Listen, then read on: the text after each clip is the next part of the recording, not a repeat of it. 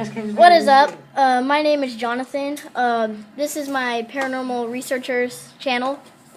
I found this interesting subject that I'm going to talk to you guys about today.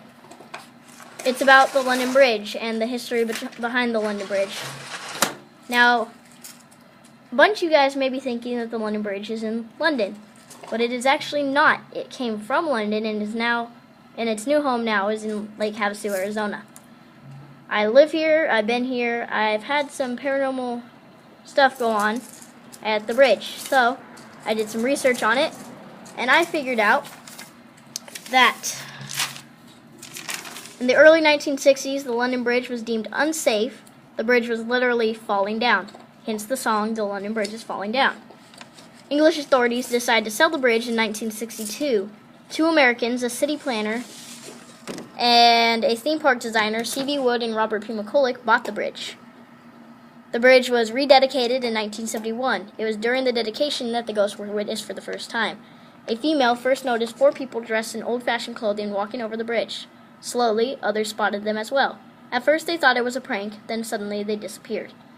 Then, in 2006, a man was said to have jumped off the bridge. They never found proof that it was murder, so they ruled it suicide. Robert Paxton McCulloch was born on May 11, 1911. He died February 25, 1977, at the age of 66. He was an entrepreneur, and his spouse was Barbara Ann Briggs. In 1968, McCulloch was searching for a unique attraction for his city. That is why he bought the London Bridge. He bought the London Bridge for $2.4 million. So, after the rededication, Robert Paxton McCulloch died 6 years after the rededication of the London Bridge. His partner that helped him buy the bridge, C.V. Wood, was born December 17, 1920, and he died March 14, 1992, at the age of 71. He was the creator of Disneyland alongside Walt Disney. His spouse was Joanne Drew. I was not able to find any documents on Joanne Drew, so you will hear nothing about her.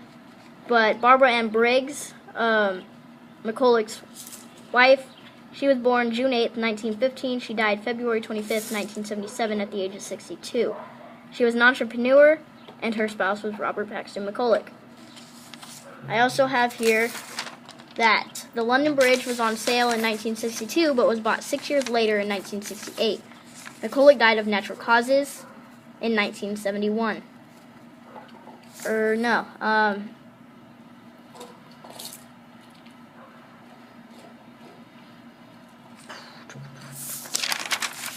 Died in 1977. Now, if you'll notice, his wife died the same year.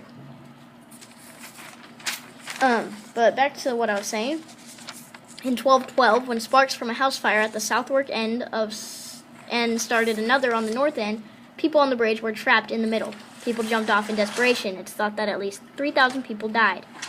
William Wallace was born in 1270, and he died in 1305 at the age of 35. He was the commander in the Scottish War of Independence. The cause of death was he was hung. He had no spouse. He was hung. Jack Cade was born in 1420.